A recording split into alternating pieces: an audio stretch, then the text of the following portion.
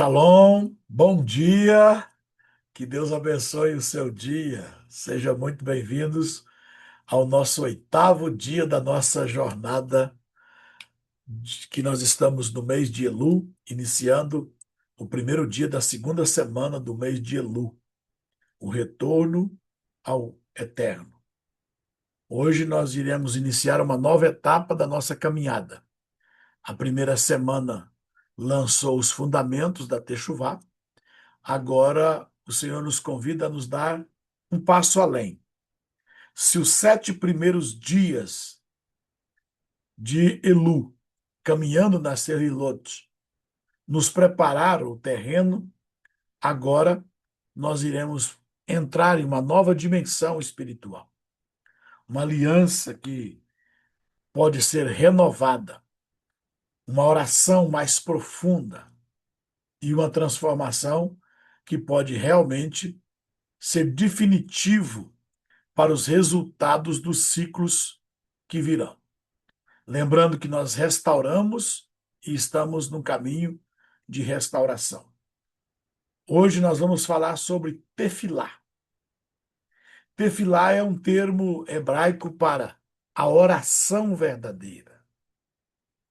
Tefilá é a palavra para oração, mas ela tem o sentido de uma oração mais profunda, de uma oração mais autêntica, e seria uma oração verdadeira. Não estamos falando apenas de palavras pronunciadas diante de Deus, mas de uma oração que transforma o coração, renova a mente e inaugura um novo tempo. O Senhor não deseja apenas ouvir nossos pedidos. Ele deseja conduzir-nos a uma vida marcada por uma comunhão tão profunda que o coração deixa de ser um momento e passa a ser um estilo de vida. Este deve ser o nosso propósito da oração. Quero ler 1 Samuel, primeiro livro de Samuel, capítulo 1, do 10 ao 18, que você já até conhece e sabe do que se trata. 1 Samuel 1, do 10 ao 18, diz: Levantou-se Ana e com amargura de alma orou ao Senhor e chorou abundantemente. Fez um voto dizendo: Senhor dos exércitos, se benignamente atentares para a aflição da tua serva, e de mim te lembrares, e da tua serva não te esqueceres, e lhe deres um filho varão, ao Senhor o darei por todos os dias da sua vida, e sobre a sua cabeça não passará navalha. Demorando-se ela a orar perante o Senhor, passou Eli a observar o movimento dos lábios. Porque Ana só no coração falava, seus lábios se moviam, porém se lhe não ouvia voz nenhuma. Por isso Eli a teve por embriagada.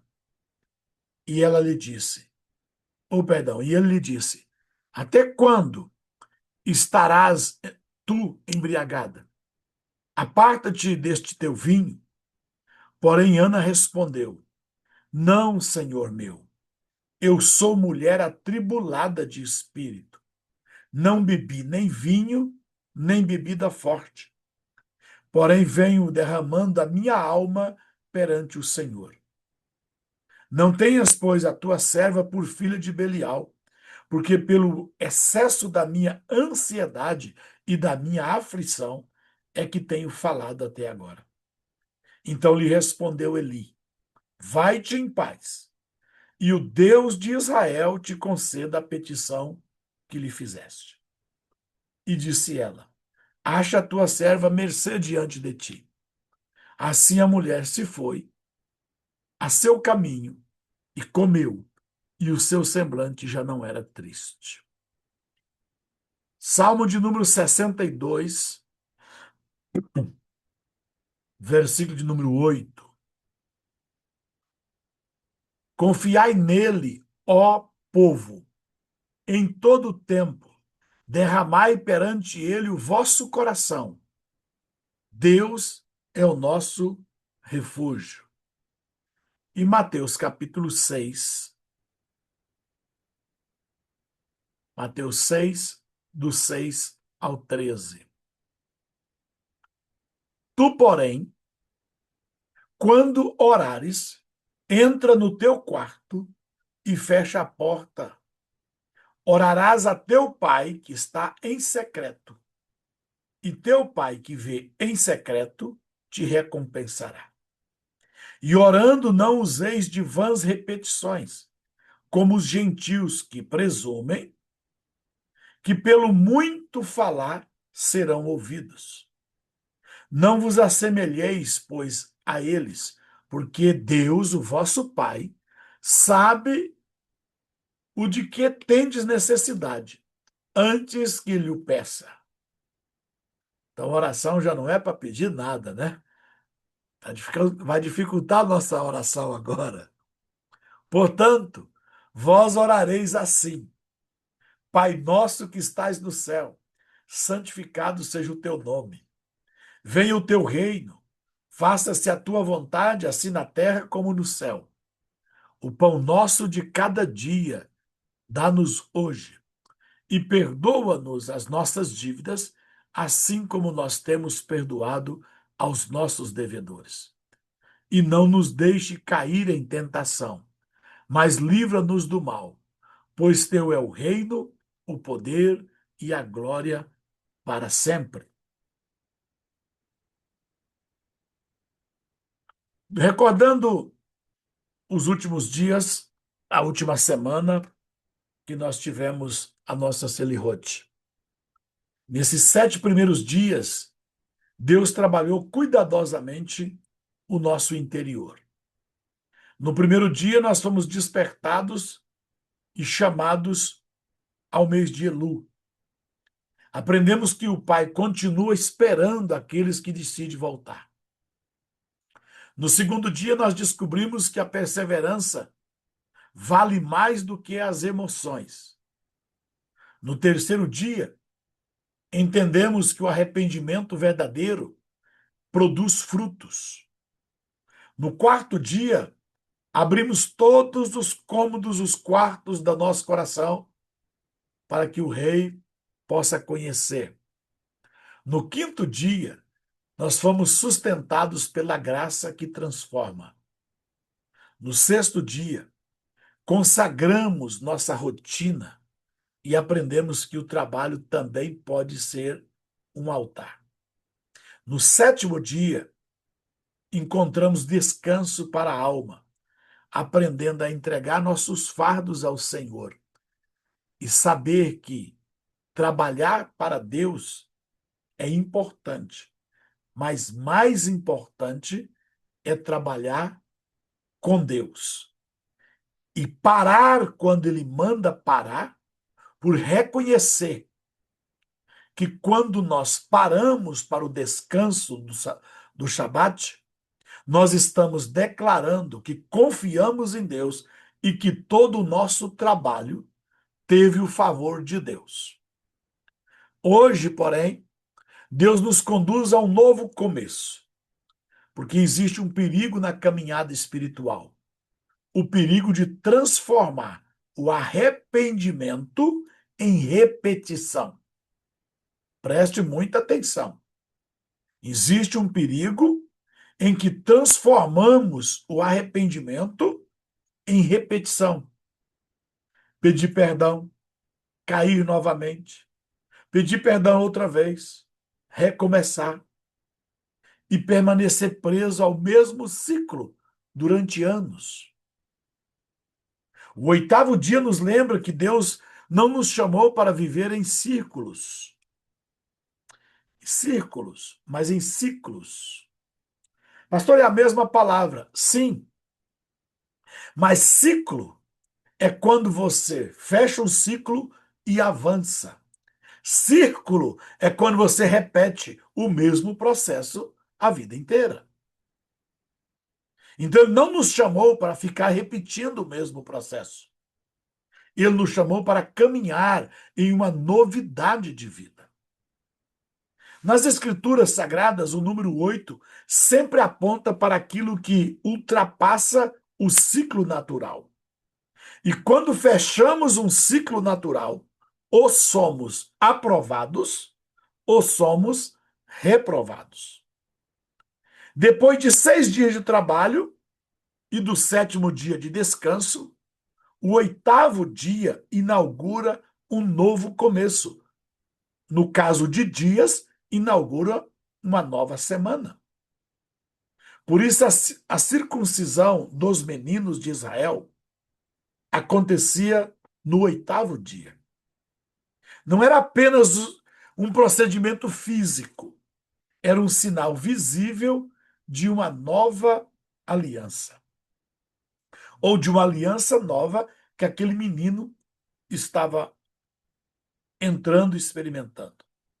Existem sinais visíveis dado pelo corpo humano e comprovado pela medicina que é extraordinário também esse 8º dia. A coagulação do sangue da criança no 8º dia está 750 vezes mais. Irmão, se furar o dedinho da criança, não pinga o sangue. De tão que ele está coagulando. Ele tem apenas aproximadamente 25% da sensibilidade no 8º dia. Deus é extraordinário. Naquele dia podia cortar, que literalmente o choro dele seria rápido.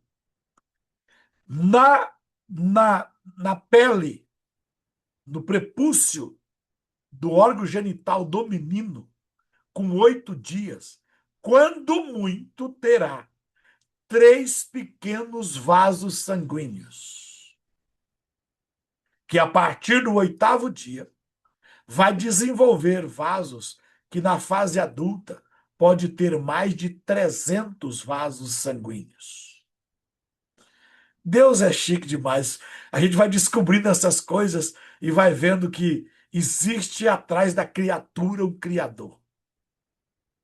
Então Deus não quer apenas um procedimento físico, era um sinal visível de uma aliança que Deus estava fazendo e os pais estavam fazendo os seus filhos terem uma aliança com Deus. Aí você diz, mas uma criança, o que ele sabe de ter uma aliança com Deus? Olha, o problema não é a criança saber o compromisso que ele tem com Deus, é saber que Deus tem um compromisso com o seu filho. O mais, seu filho vai aprender no caminho. Mas já imaginou você ter um ser frágil, fraco, pequeno, mas você ama muito e não pode fazer muito por ele e nem ele próprio, mas você fazer um pacto com alguém que é maior do que você, cuidar do que é seu? Ah, eu não vou batizar meu filho, que meu filho não sabe nada sobre batismo ainda. Engraçado, o batismo também é uma aliança que nós fazemos com os nossos filhos e com Deus.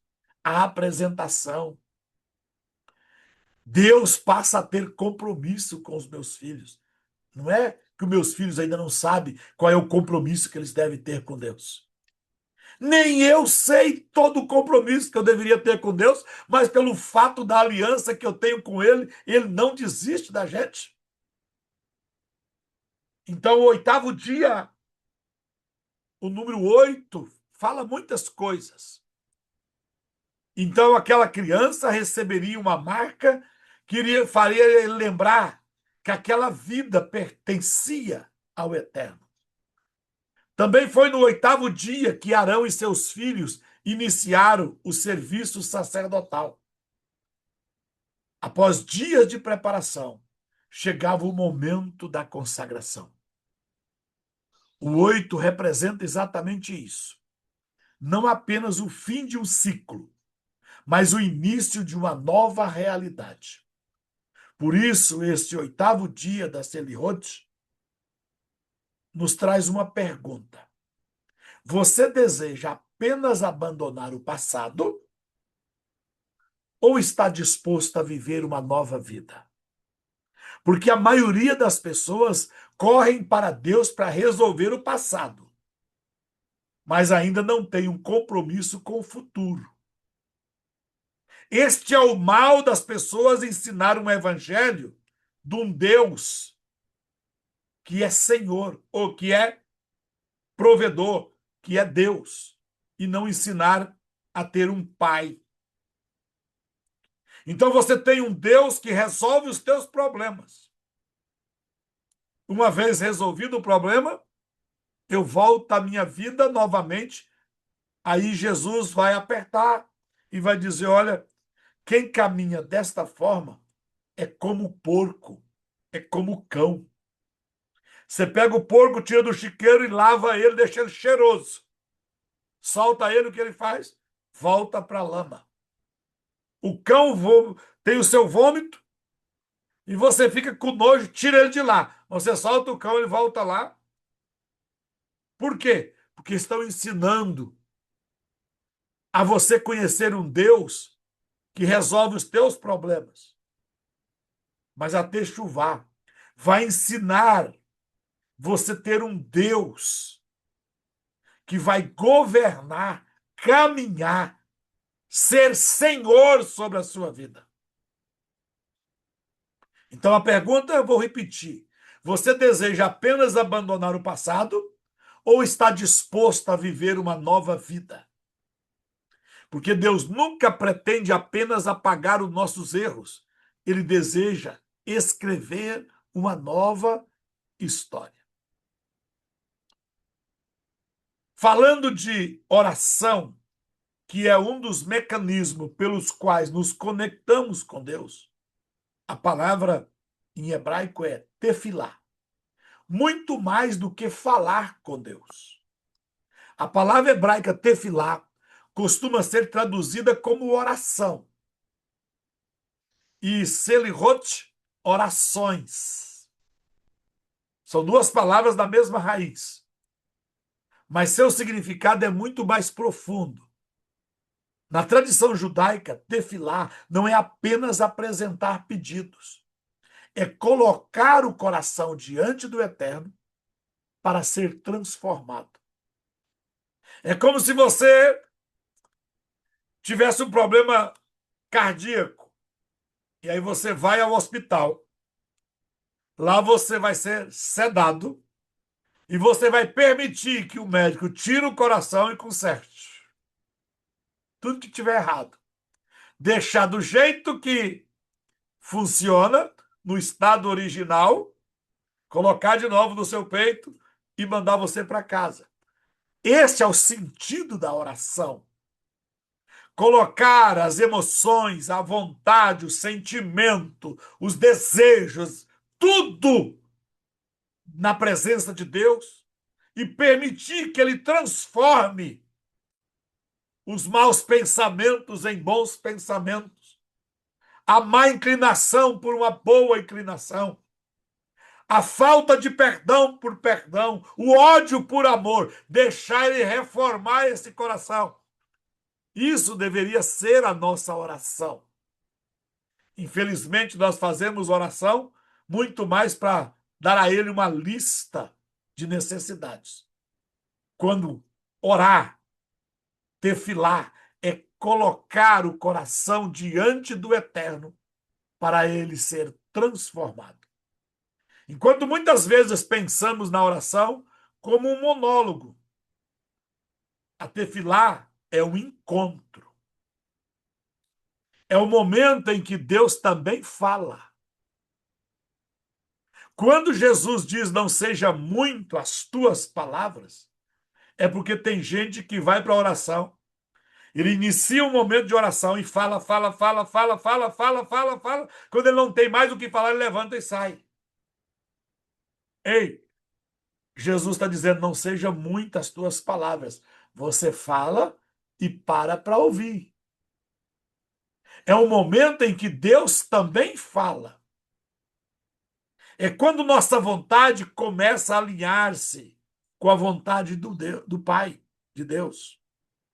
É quando deixamos de tentar convencer Deus dos nossos planos e passamos a permitir que Ele transforme os nossos desejos para aceitar os seus planos. Tem gente que está tentando convencer Deus com conversa.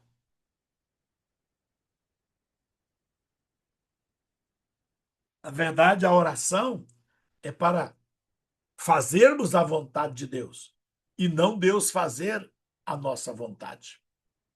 Uma oração verdadeira não termina quando dizemos amém. Uma oração verdadeira continua quando nós saímos do lugar da oração, quando nós saímos da casa de oração, quando nós saímos da congregação e passamos a viver verdadeiramente em igualdade com aquilo que oramos. Depois do amém, tem que haver uma maneira diferente de proceder na nossa vida. Isso é uma oração verdadeira. Por isso, tefilá sempre conduz a techuvá. Então, eu vou adiantar aqui, mas você vai aprender esses dias, porque eu escrevi sobre isso. Tefilá, techuvá e tzadaká são três elementos que caminham juntos. E segundo a crença do povo hebreu, não há nada que resista a estas três armas: tefilá, techuvá e tzadaká. O que, bispo? Oração, arrependimento e ato de justiça. Não há sentença que resista. Você pode receber a pior das sentenças dadas por Deus. Ah, Deus não volta atrás. Não volta mesmo. Mas oração, arrependimento e ato de justiça faz Deus cancelar o decreto. Você vai ver isso na Bíblia em muitas situações. O exemplo máximo para mim é Manassés, o pior rei de Israel, que recebeu a pior sentença como rei. E numa nação escravizado,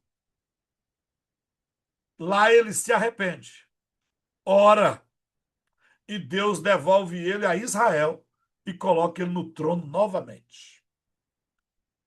Por isso a tefilá sempre vai nos conduzir a techuvá. E você, nessa caminhada, já descobriu que techuvá não é um ato. Techuvá é uma prática diária, todos os dias. E a techuvá sempre produz uma nova caminhada. Ela sempre vai produzir uma maneira nova de nos comportar. Existe algo mais perigoso do que cair na vida cristã. E qual é, pastor? Acostumar-se a cair. Há pessoas que conhecem o caminho do arrependimento, mas nunca conhecem o caminho da transformação. Vive repetindo os mesmos pecados, repetindo as mesmas promessas, as mesmas lágrimas, os mesmos fracassos, o mesmo círculo. O oitavo dia rompe exatamente nessa lógica. Deus não nos chama para um círculo de culpa. Ele nos chama para uma estrada de renovação, um caminho de renovação. Foi isso que Paulo escreveu quando declarou: assim que, se alguém está em Cristo, nova criatura é. As coisas antigas já passaram, e eis que tudo se fez novo. Bispo, o que é que já passou? O modo de fazer as coisas não é mais pelo modo antigo, agora é pelo modo correto. Essa é a promessa desse nosso oitavo dia. Um novo começo. Não porque somos fortes, mas porque Deus faz novas todas as coisas. É exatamente aqui que a história que estudaremos a seguir se torna profundamente significativa. A história de um jovem sincero, um jovem que desejava mudar, mas sempre voltava aos mesmos erros, até descobrir que Deus não havia preparado um círculo para a sua vida, havia preparado um caminho, uma estrada, um caminho chamado Nova Aliança. Um caminho onde a oração verdadeira deixa de ser apenas um pedido de perdão.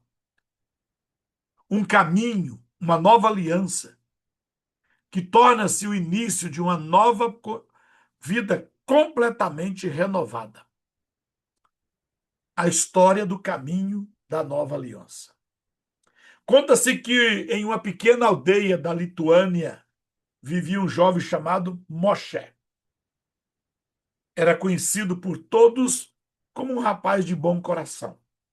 Era respeitoso, prestativo, desejava agradar a Deus, mas havia um problema que o acompanhava constantemente.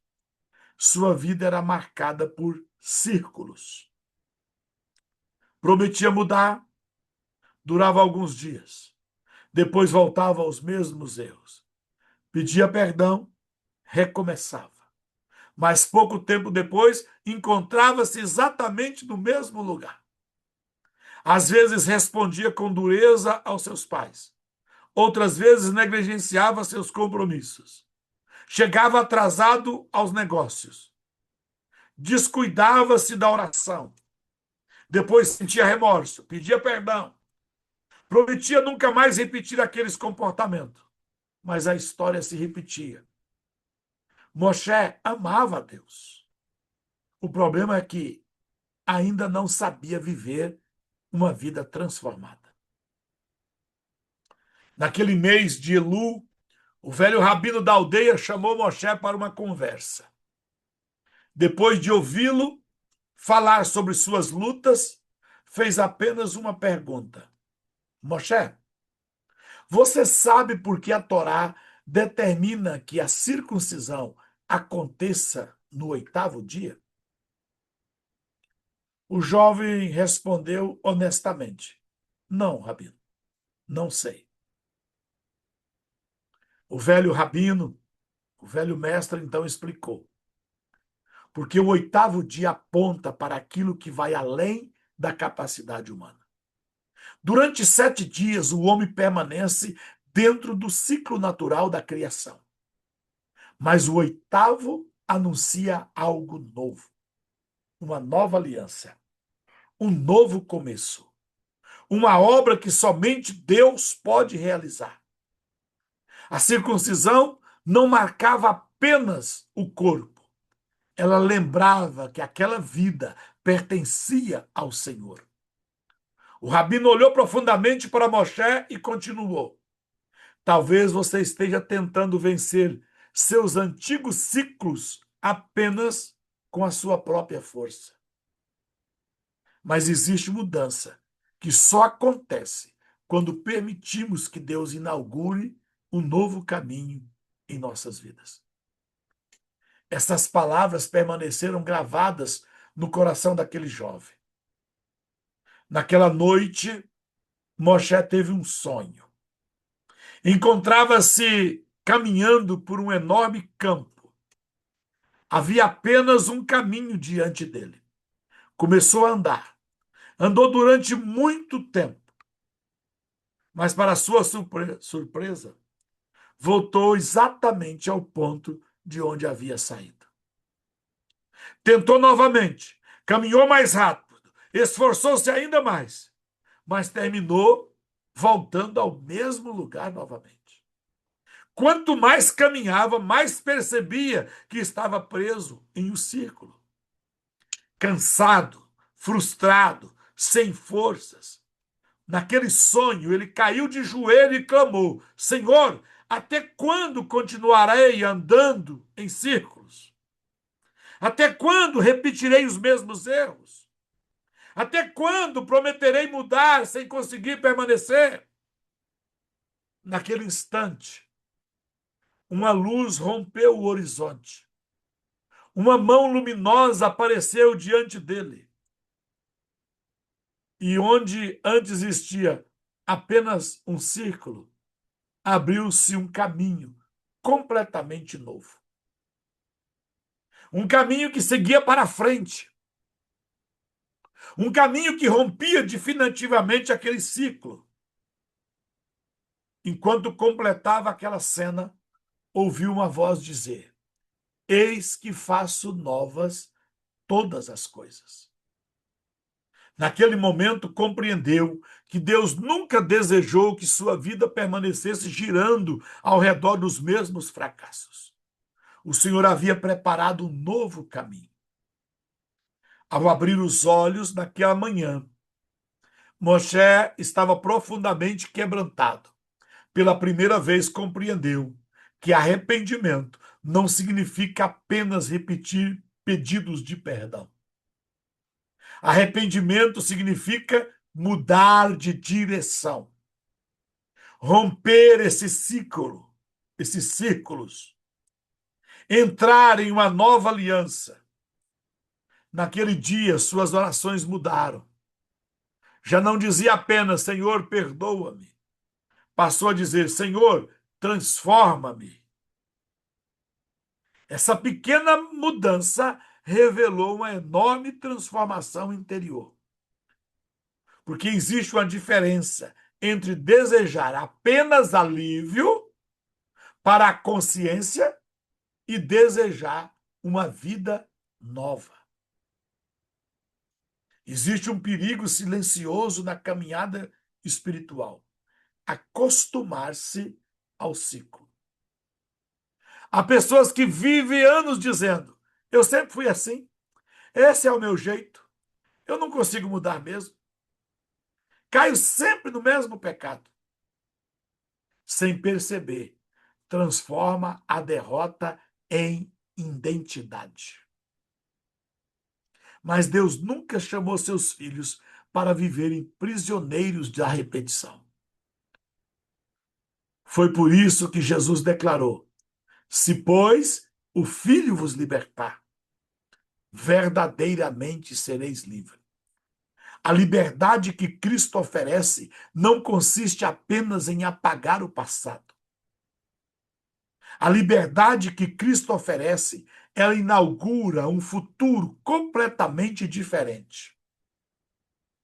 O oitavo dia aponta exatamente para isso. Uma nova criação, uma nova caminhada, uma nova aliança. É aqui que compreendemos o verdadeiro significado de tefilá, da oração. A oração que rompe círculos. A oração verdadeira não existe apenas para aliviar o coração. A oração verdadeira existe para alinhar nossa vida ao propósito de Deus. Toda oração genuína nos conduz para fora dos antigos caminhos, dos antigos hábitos, dos antigos costumes. Quanto mais permanecemos diante do Senhor, menos desejamos voltar aos mesmos lugares.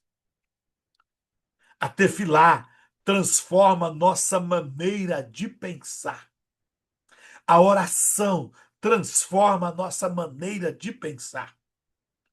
Por isso que eu gosto de orar o que está escrito. Para isso eu parei alguns anos atrás e escrevi algumas orações. Entre elas, duas orações que eu ensino dizendo que é orando a palavra. Não é pedir nada. Numa delas, eu aprendi ouvindo e lendo orações judaicas. E algumas expressões que é interessante. Uma delas diz assim: assim como o oleiro prepara o barro, assim seja eu nas tuas mãos, ó Senhor. Quando você ora sem uma lista de pedidos, quando você consegue orar sem dizer para Deus realizar seus desejos, seus planos, sem ficar dizendo para Deus mandar dinheiro para você pagar suas contas.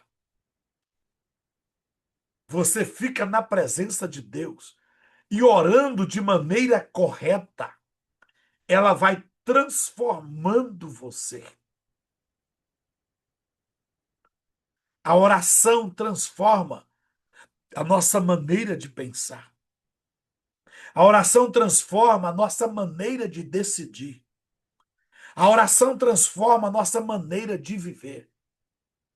Foi isso que aconteceu com esse moço chamado Moshe. Ele não recebeu apenas uma nova emoção, ele recebeu uma nova direção. Porque quando Deus abre um novo caminho, os antigos ciclos deixam de dominar a nossa caminhada. Talvez uma das imagens mais marcantes deste oitavo dia seja do sonho de Moshe. Ele caminhava, esforçava, tentava mudar, mas sempre voltava ao mesmo lugar. Essa imagem representa a realidade de muitos de nós. Sinceramente, pessoas que desejam, que amam, que servem a Deus, mas que percebem que está sempre voltando ao mesmo lugar. Amam a Deus, desejam agradar a Deus, mas permanecem aprisionados em ciclos repetitivos. O pecado muda de aparência, mas continua dominando. As promessas mudam de palavras, mas não produzem transformação. Os anos passam, mas a vida permanece parada. O oitavo dia nos leva a uma verdade extraordinária. Deus nunca chamou seus filhos para viverem em círculos. Ele nos chamou para caminhar. A vida cristã não é uma estrada circular, não é voltando no mesmo lugar. É uma peregrinação rumo à maturidade. Cada passo deve aproximar-nos mais do caráter de Cristo. Cada decisão deve conduzir-nos para mais perto da presença de Deus. O que é uma oração verdadeira? Quando falamos sobre tefilar, muitas pessoas pensam imediatamente em palavras. Mas uma oração verdadeira vai muito além das palavras. Ela começa antes de nós abrirmos os lábios. Uma oração verdadeira continua muito depois que terminamos de falar.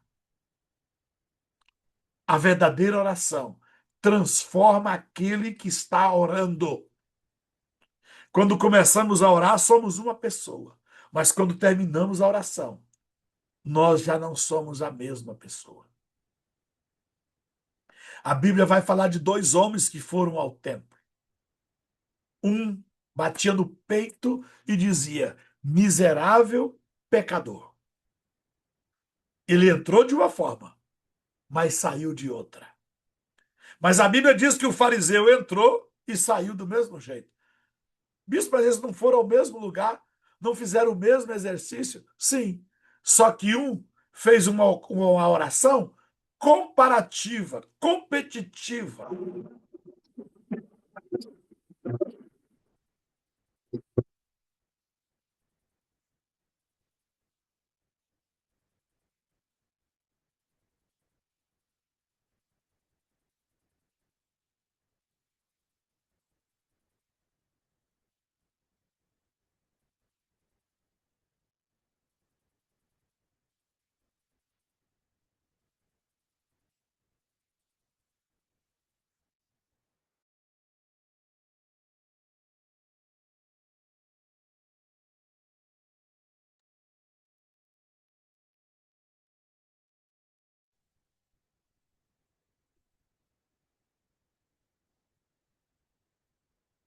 Ok?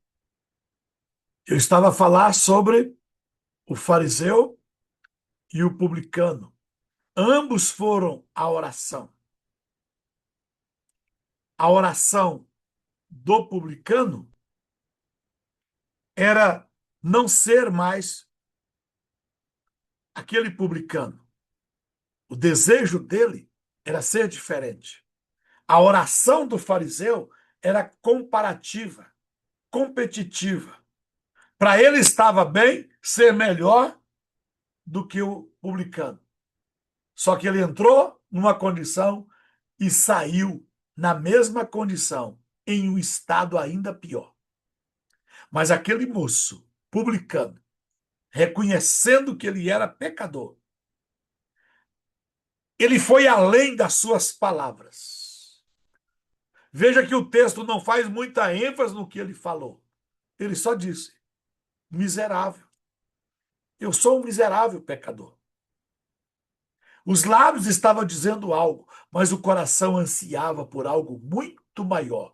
Ele chegou em um estado ruim, mas saiu da oração em um estado muito superior.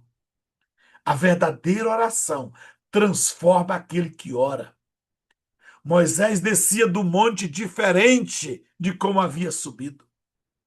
Ana levantou-se do templo diferente de como ela entrou. Isaías orou do templo e quando ele saiu, ele tinha uma nova missão de vida. Daniel permanecia firme porque sua vida era sustentada pela oração. E lembro de a passagem de Salmo 73, Asaf. Ele não estava bem. Ele estava angustiado.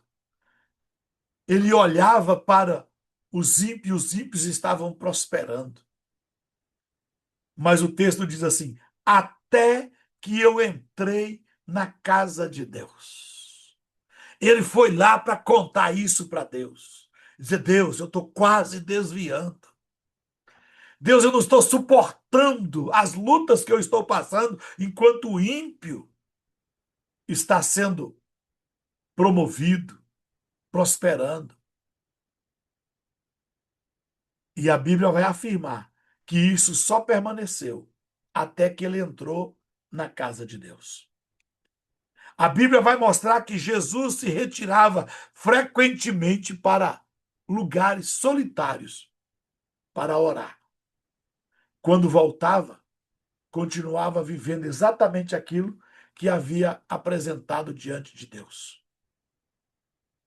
A tefilá nunca foi um ritual. A oração não é um ritual. Sempre foi um relacionamento. A oração deve ser para relacionamento. E relacionamentos verdadeiros sempre transformam aqueles que participam deles. Deus nunca procurou orações perfeitas. Ele procura corações verdadeiros. Ao longo desta primeira semana, vimos isso repetidas várias vezes. Eliezer não possuía palavras elaboradas. Na história de Manaém não tinha uma grande multidão ao seu lado. O jovem Ariel possuía apenas promessas mais do que atitudes. A história de Jacó escondia quartos fechados. Shimon confiava excessivamente nas suas próprias obras. David trabalhava mais do que orava. Eliahu carregava pesos que nunca deveria carregar. Agora nós encontramos Moshe, um jovem que desejava mudar, mas permanecia preso nos mesmos ciclos. Observe o que une todos a essas histórias. Nenhuma delas termina apenas com uma oração. Todas terminam em uma transformação. Porque Deus nunca respondeu apenas às palavras. Deus responde ao coração que decide entregar-se completamente. A circuncisão realizada no oitavo dia representa muito mais do que um sinal físico. Ela apontava para uma vida separada para Deus. No Novo Testamento, Paulo explica que existe uma circuncisão ainda mais profunda. Paulo nunca negou a circuncisão física, mas Paulo falou da circuncisão que um homem decide fazer no seu coração, não realizada por mãos humanas, mas pelo Espírito Santo. É exatamente isso que o oitavo dia anuncia. Não apenas uma mudança exterior, mas uma transformação interior. A nova aliança prometida pelos profetas declara: porei a minha lei no seu interior e a escreverei no seu coração. Perceba a diferença. Na antiga experiência, a lei estava escrita em tábuas externas. Na nova aliança, Deus escreve sua vontade dentro, internamente, no coração. É por isso que o oitavo dia fala de um novo começo, não baseado apenas na força da disciplina. Disciplina é necessária, mas a nova aliança é baseada na ação transformadora do Espírito Santo de Deus em nós. Todos nós possuímos áreas onde Deus deseja romper antigos padrões. Alguns precisam romper o ciclo da ansiedade, outros da ira, outros da impureza, outros do orgulho. Esse Jesus pega quase todo mundo, né? Outros pela falta de perdão, outros o medo, outros a incredulidade. Irmão, como nós temos crentes incrédulos que aprenderam a ser cristãos, mas não aprenderam a confiar em Deus. Outros estão presos na religiosidade, sem comunhão com Deus. E a pergunta deste oitavo dia não é apenas do que você deseja ser perdoado. A pergunta é: que ciclo você permitirá que Deus destrua definitivamente na sua vida? Irmão, quando eu entendi isso aqui em 1995, só para você ver o tanto tempo faz. Quando eu entendi isso aqui, tudo que eu tinha na minha casa ligado ao futebol, xícara, bandeira, camisa, cueca, carteirinha, toalha, quadros, irmão, tudo era do Flamengo. Eu entendi que enquanto eu tivesse sentimento por aquilo, aquilo me atrapalhava meu relacionamento com Deus. Tudo que era do Flamengo eu queimei. Prometi a Deus que eu não ia mais assistir jogos do Flamengo. E não assisti. E peguei o meu televisor e a parabólica, olha que coisa, me desfiz dela. Só que vendi para o meu pastor. Aí eu deixei de assistir o Flamengo e ele passou a assistir o Grêmio. Problema dele.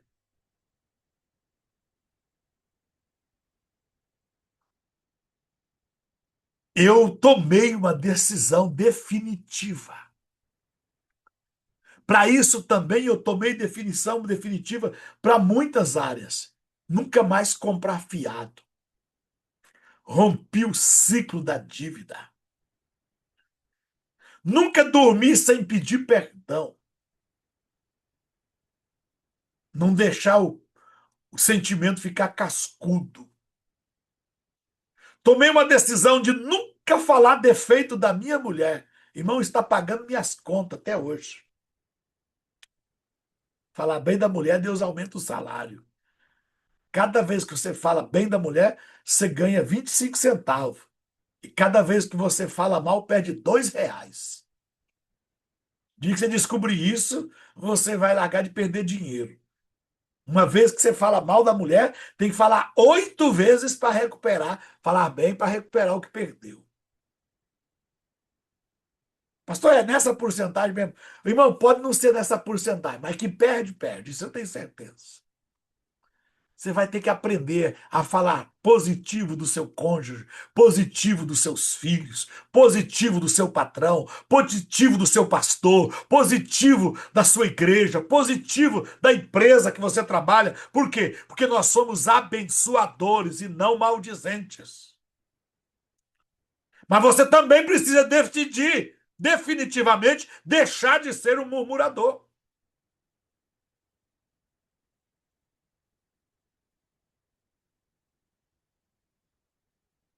Eu estou com um problema sério aqui na congregação.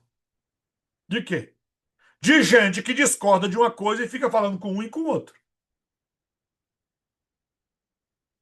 E são ciclos. O murmurador, irmão, ele entrou num ciclo que não é mais nem um campo, ele está dentro de uma vala. É difícil. Talvez seja o pior vício de pecado que uma pessoa tenha. É largar de murmurar. Falar o que não devia, de quem não devia falar. Não passar para frente o que não entendeu.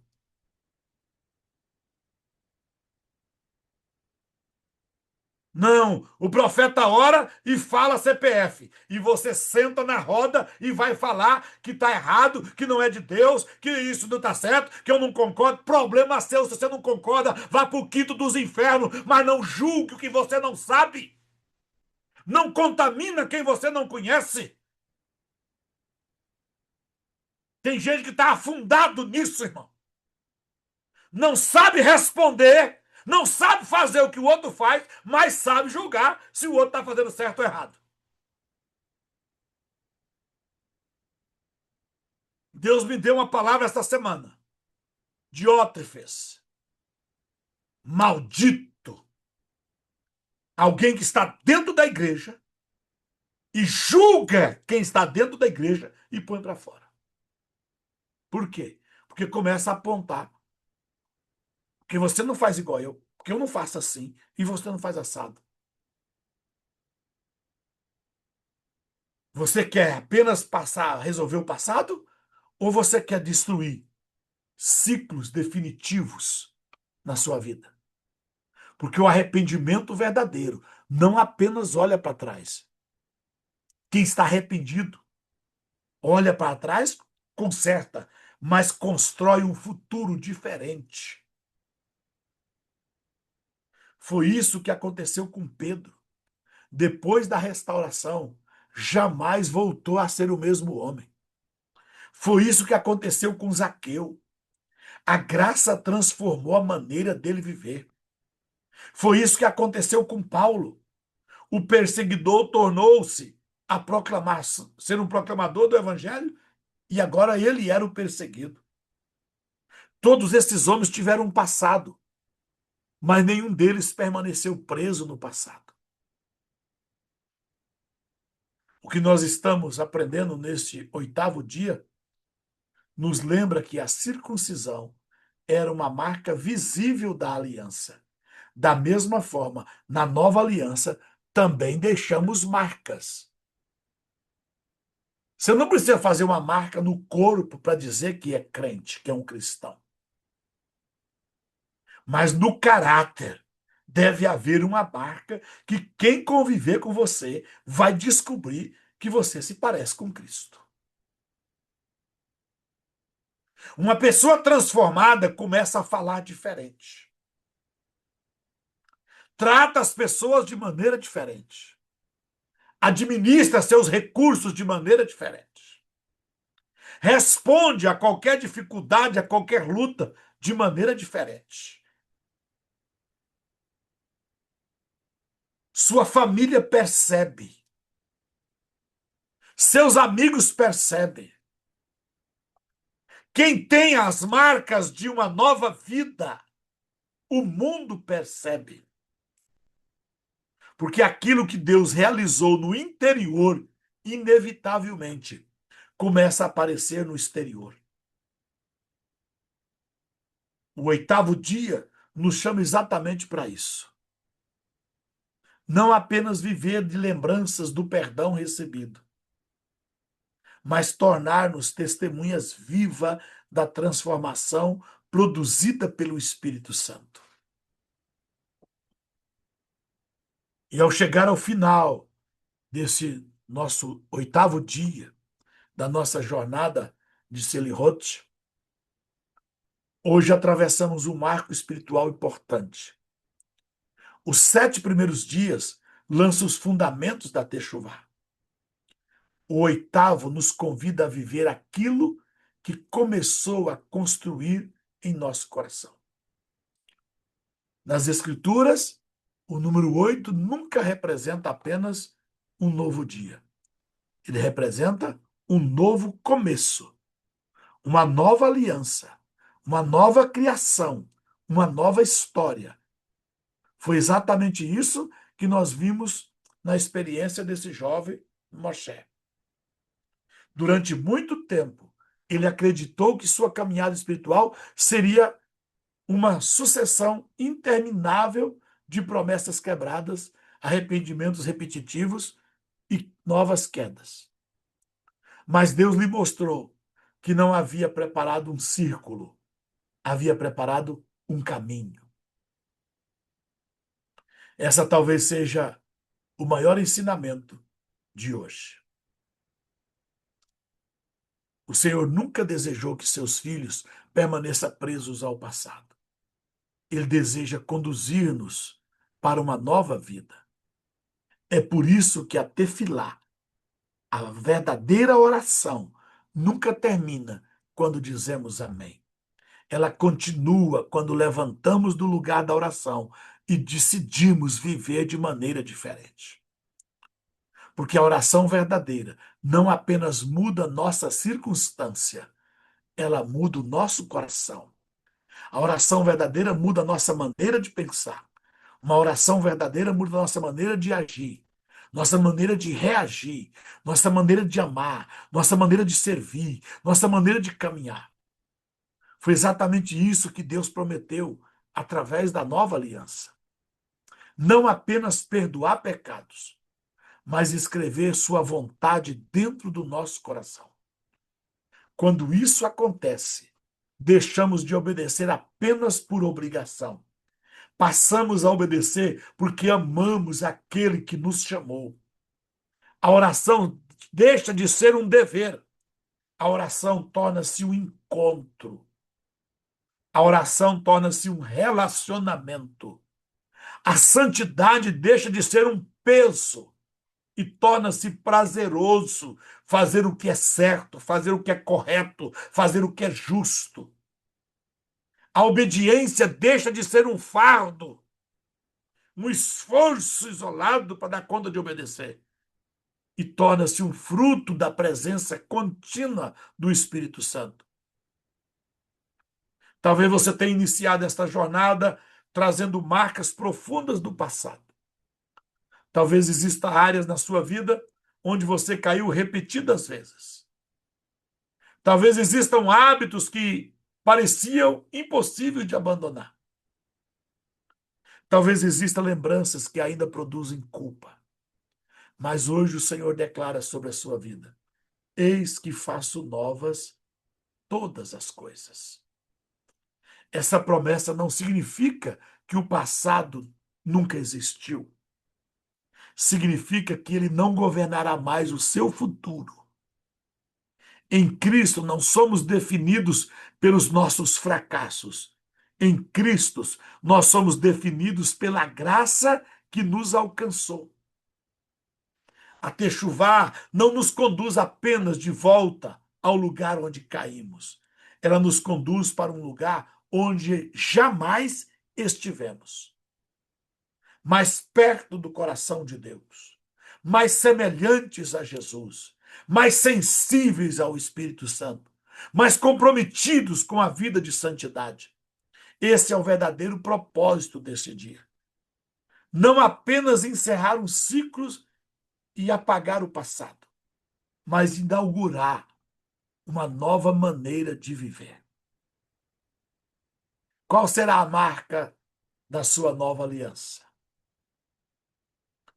Antes de encerrarmos esse estudo de hoje, permita que estas perguntas permaneçam diante do seu coração. Existe algum ciclo que Deus está chamando você para romper definitivamente? Sua vida de oração tem transformado apenas seus pedidos ou também tem transformado o seu caráter? Sua família consegue perceber que você está vivendo uma nova aliança com Deus? As pessoas que convivem com você enxergam em suas atitudes as marcas de uma vida renovada? Você continuará repetindo o passado ou caminhará pela nova estrada, pelo novo caminho que o Senhor abriu diante de você? A resposta a essas perguntas determinará muito mais do que os próximos dias de Selihote. Ela determinará a direção da sua caminhada espiritual. Porque Deus nunca chamou seus filhos apenas para sobreviver. Deus chamou-nos para viver em novidade de vida. Em uma vida nova, em uma vida diferente. Quero orar por você. Pai eterno, Deus de Abraão, Deus de Isaque, Deus de Jacó. Neste 8º dia de Selihote, nós nos colocamos diante da tua presença, agradecidos porque tu és um Deus dos novos começos. Obrigado porque não nos deixaste preso aos ciclos do passado, mas abriste diante de nós um novo caminho por meio da tua graça. Pedimos que a nossa tefilá, a nossa oração, seja verdadeira, sincera, transformadora. Não permitas que nossa oração seja apenas palavras pronunciadas, mas um encontro que renove nossas mentes, fortaleça nossos corações e conduza nossas decisões. Rompe todo ciclo de pecado, de desânimo, de medo, de culpa e de repetição que ainda tenta dominar nossa vida. Escreve em nosso coração a tua vontade e faz-nos viver a plenitude da nova aliança. Que nossas palavras, nossas atitudes, nossos relacionamentos e todo o nosso viver revelem as marcas de uma vida consagrada ao Senhor. Conduze-nos diariamente em novidade de vida, até que Cristo seja plenamente formado em nós. Oramos em nome de Yeshua, o nosso Messias. Amém. Que Deus te abençoe.